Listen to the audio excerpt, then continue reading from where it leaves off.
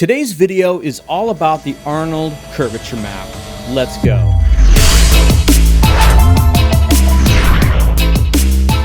What's up, everybody? This is Chad Ashley from Greyscalegorilla, where we give you the tools, training, and tutorials you need to take yourself to the next level in motion design.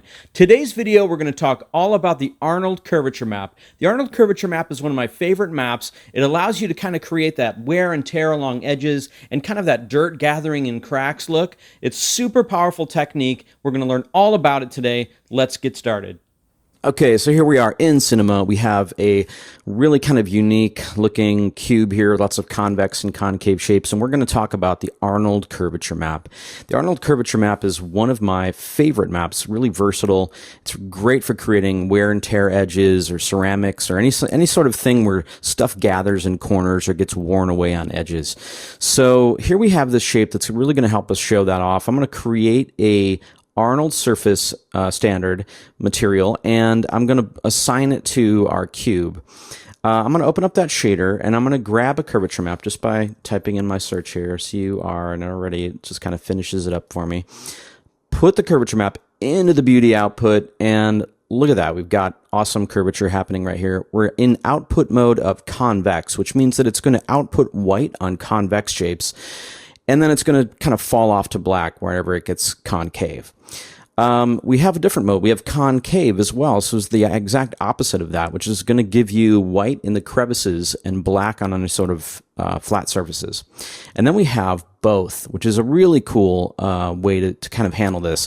What it does is it gives you both in at the same time, but it's putting red into the convex and green into the concave so that you could pull a matte out of one of these if you wanted to. In fact, I could just look at the red channel here, look at the green channel here, and then, of course, there's nothing in the blue. We go back to RGB. So this is kind of getting two curvature map types out of one map, which is really cool. So let's talk about a few of the other settings. I'm just going to go back into convex here. So samples, what does that mean? Well, that means how many rays are we going to be shooting at this thing to really see the detail and how many little areas and nooks and crannies that it could return a convex or concave value. So if I up this on this object, it's really not going to do much because it's just a bunch of flat boxes right now. If this were a more detailed object, you would see that more samples is going to give you more detail. So I'll just bring this back down to like 5. So if we increase the radius, what that's going to do is it's going to increase the radius of each little ray that's going to kind of bleed out and say, okay, I'm going to look a little bit further away from 0.1 or 0.01. I'm looking at 0.21 right now. And then if I kind of make this like somewhere in here, like 0.17, and then I bring that spread down, you can sort of see that starts to erode that down a little bit. It kind of clamps it a little bit. It looks a little weird though. It's not really, I don't really mess with the spread too much. I'm going to shift that back to default. And then threshold, of course, is just going to kind of increase or decrease the threshold of what it considers to be convex or concave. And the bias is going to kind of swing it one way or the other in terms of convex or concave.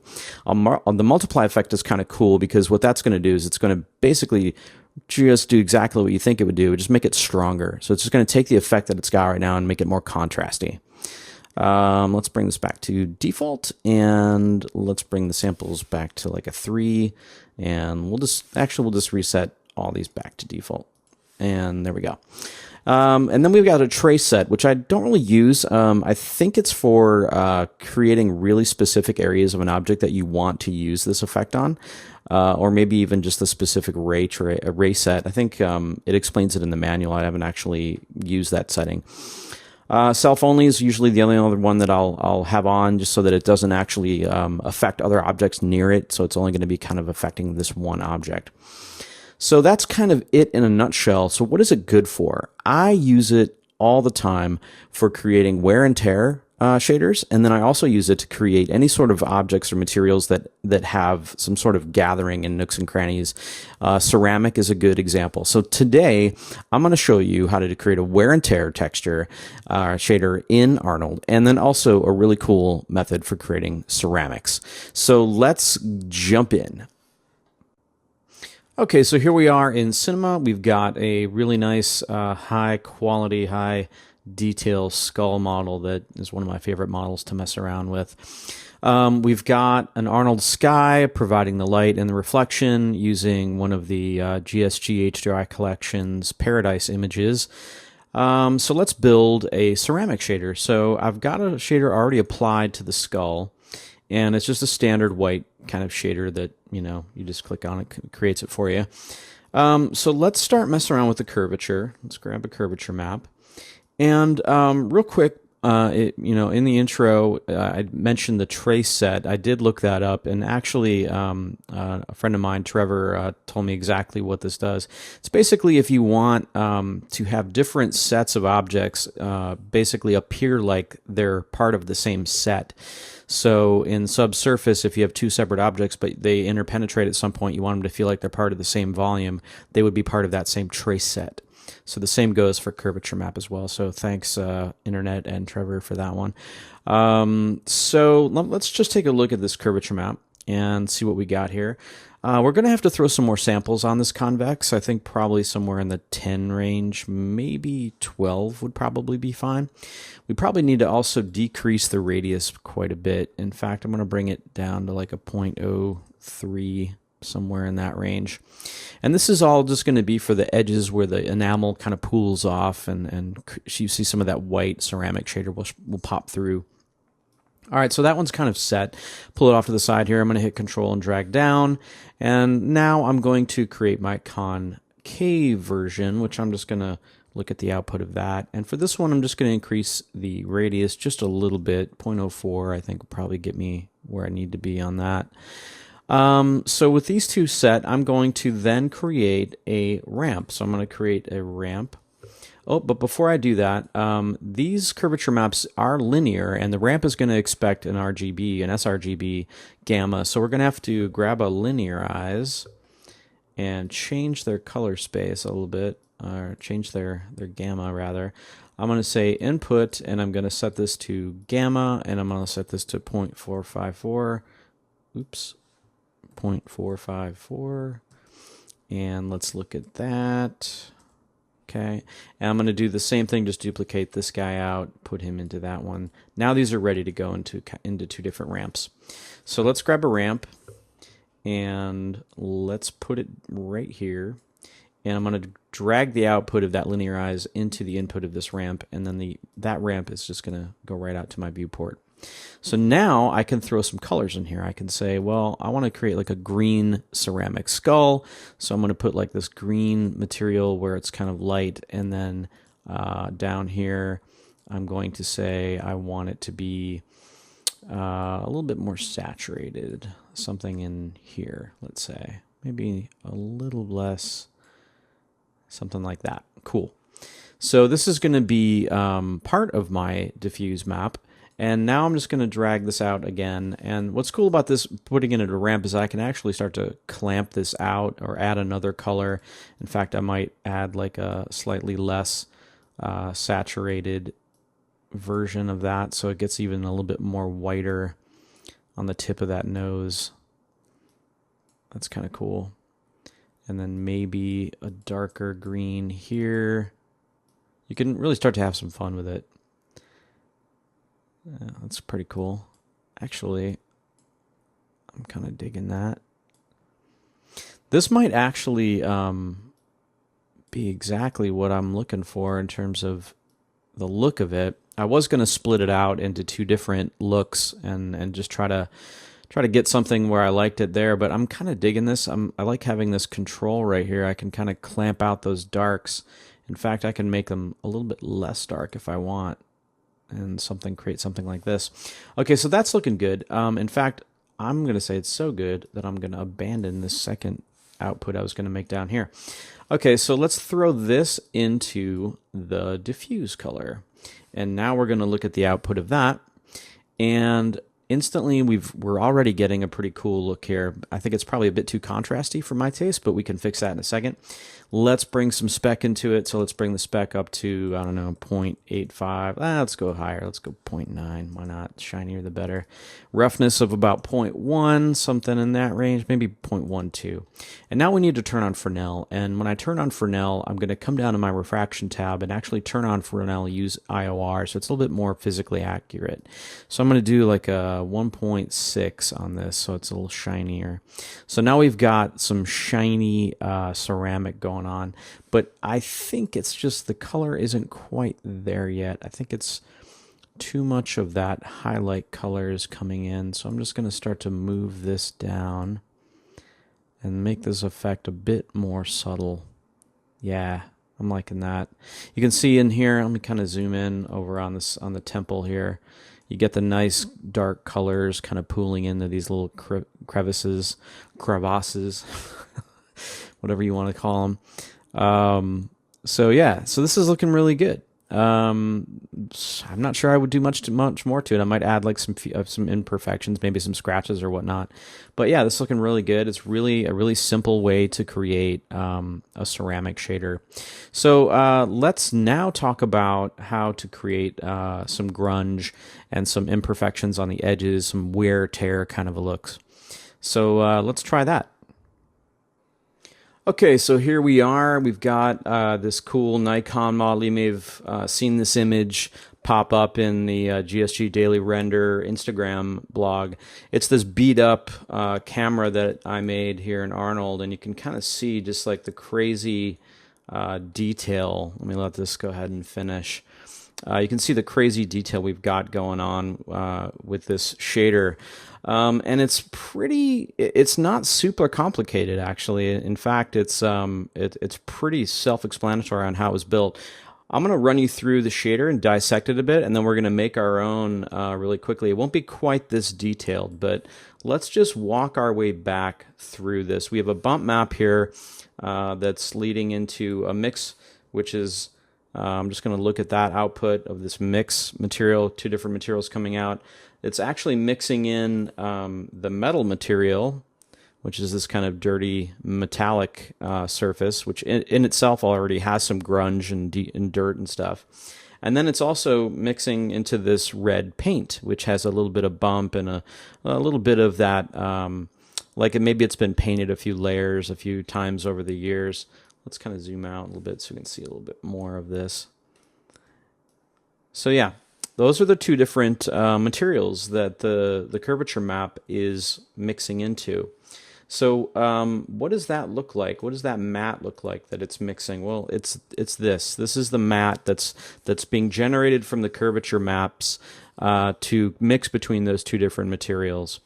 If we walk backwards from that, this is just a color correct where I've boosted the multiply and lowered the gamma just a little bit to get a little bit more contrast out of it. What I like to do with these maps is use the curvature map and then put something into the radius of that curvature map. So if I look at the output of this curvature map before we color correct it, it looks like this.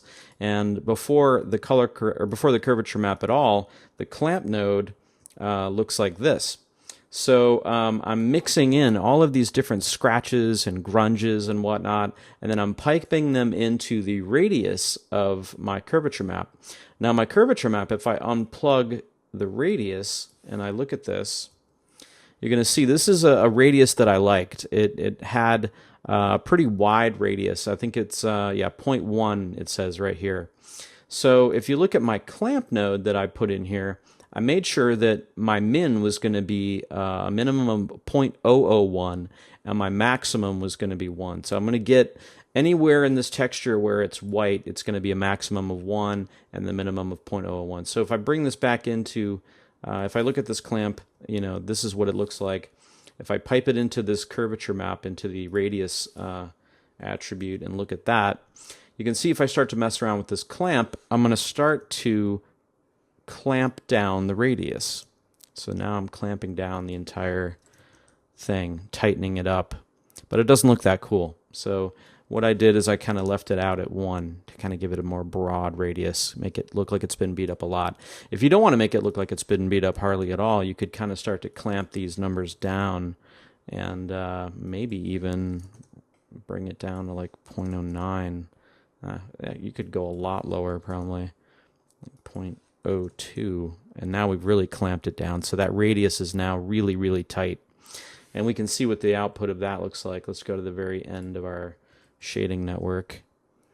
it's a different vibe. It's maybe not quite been tossed around as much, where it's just kind of worn away at the very edge of the object, which is kind of cool if that's what you want. Or you could have a very low min and then like a very high max, and now it looks like this edge has been dragged around quite a bit and it's kind of worn away. So let's build one of our own really, really quickly here. I'm not going to redo these shaders, the paint and the metallic shader. I'm just going to redo the curvature part. So you can see here all of the curvature maps. If you look back behind this color layer here, I've got 3 grunge maps piped into this thing. 1, 2, and 3. Oops. Did not mean to do that on when I hit there. So this is the 3rd one. There we go. So I'm going to just peel these off, just copy these off, and I'm just hitting Control. And I'm still going to use these guys, but I'm going to walk you through the process of how I got them to combine into this curvature map. All right, so the next thing I did was I grabbed a layer, texture, and let's grab that layer, and we're going to put we'll do it a little bit differently than I did this one. I'm just going to kind of arbitrarily pick which ones they go into. 1, and we'll put this one in 2, and then we'll put this one into 3 if I can ever get myself to select it. I'm going to zoom in a little bit. Sometimes these nodes are hard to select. And there we go. Okay, so let's look at the output of that and start to turn on the alphas of these to kind of mix everything up. So it looks like this one is kind of like our big one. And I'm going to set that one to additive mode and maybe bring him up a little bit. And I'll set this one to additive mode as well so that we get a little bit more of those crustier scratches, which I kind of dig. This one I might bring down a little bit. So this one will be a little bit more prominent scratches. In fact, I'm going to add this first one twice to get a little bit even more out of it. Put it in layer 4, bring its opacity up, and get a lot of these scratches going. Cool. So that's what I want to drive my radius. So I'm going to grab a range, because I'm going to tell it what range do I want to consider black and white, or the luminance of this output. So right now it's 0 to 1, so I want to change that to maybe 0.002 to maybe 0.9, and let that become what drives our curvature map, which we're going to grab next. So grab our curvature map and put this into the radius, and let's look at the output of that. And I think we need more details. Let's do like a 15 in our details, and let's see. I think we probably want to do definitely want to do convex, because we're not adding dirt, we're just adding the grunge. I forget what I had over in this one. I think it was we didn't have quite as many details, so maybe I'll lower the details and I'll increase the multiply. Cool. Now this is going to be really, really grungy. So now that we've got that set up, I'm going to bring it into the mix of our original shader, and we're going to look at the output of that. And you can see, because I changed the way the grunge maps were affecting my output here, it's a little bit different than where we were before. And I can get a little bit different result if I start to bring this texture back into the mix and start to bring this one down. It adds like a slightly different effect, a little bit more of a paint chip away kind of a look. And then of course the curvature map, if I change my output to maybe 0.05 to 0.09, that gives us an even different look. And we can really see it right here. And then I might, I think what I did here is I piped it into this color correction, which was then pretty useful for, I think I brought the gamma down and the exposure up. So let's see what that looks like. This is going to kind of make it a little bit more contrasty. And we'll pipe this back into that mix, and we'll look at this output, and there's a different kind of vibe on the crustiness of our Nikon. I kind of like what it's doing to this lens. Looks pretty interesting how it's revealing the metallic surface down there. Yeah, so that is how you can use curvature maps to generate these kind of wear and tear along the edges of your models without having to do a whole lot of UVing. In fact, if we look back, the only real UVing that's happening of the texture are these texture maps here, and you can tell the model itself is actually just, I think, a cubic. So if we change this to, let's see, I think these are all just using a cubic. Yeah, it's just a cubic. So the UVs on this model aren't really even properly laid out, but the curvature map is doesn't really care about UVs. It's only caring about the surface normals and how many samples you throw at it. So yeah, it's really useful for this sort of thing. The last thing we're going to talk about is a trick to use the curvature map to do that rounded edge effect. So let's jump into that. Okay, so the last trick I'm going to show you with the curvature map, there's a lot of uses for it. I'm, of course, not covering everything there is to know about it. But you can kind of do one of those fake rounded edge effects that some shaders have. Octane has it, Mental Ray has it. If you wanted to, and we don't have it here in the main standard Arnold shader, but you can create one with a curvature map pretty easily. So I've got this extruded box thing, and I created a curvature map that basically kind of clamps on the convex edges of this shape. And what that's going to do is that's going to drive a mix node to put in anywhere where it's concave, it's going to put gray. And anywhere it's convex, it's going to put black. And this is going to be a bump map. So it's essentially going to push the normals down on these edges. And it's kind of got this little fall off. So it's going to kind of create that rounded edge effect that you get with those other kinds of shaders. So let's look at the output without any of that effect on and let it kind of finish drawing here. And now I'm going to turn the effect on, and you'll see you kind of get these nice little beveled edges without having to do any modeling. And then the same thing goes with doing it with concave. You can actually kind of make it, if you made another one, maybe added it to this one, you could make the whole thing feel like, anywhere that it's concave, these two surfaces are kind of blending together.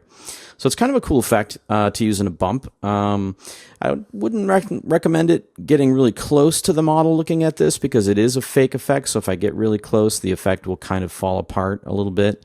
But if you're staying pretty far away from stuff and you don't really want to take the time to bevel all these edges, this is kind of an easy way to do that. So anyway, so that's just a little taste of some of the stuff that we're going to start covering with Arnold, and we're going to start doing other things with Octane and other tutorials covering these different renderers. So if you have anything specific that you would like me to cover in a future tutorial, hit me up in the comments. If there's something that maybe I went too fast on or you want more clarification on, hit me up in the comments. But yeah, we'll see you next time. What's up, guys? Welcome back. Thanks for watching. Make sure you hit subscribe if you like what you see, or stick around and watch some of the other videos that we got going. We're putting out a lot of great content this next couple months, so you're going to want to watch them all. Thanks a lot. I'll see you next time. So I'm hard at work, and this guy just sits there, sleeps all day.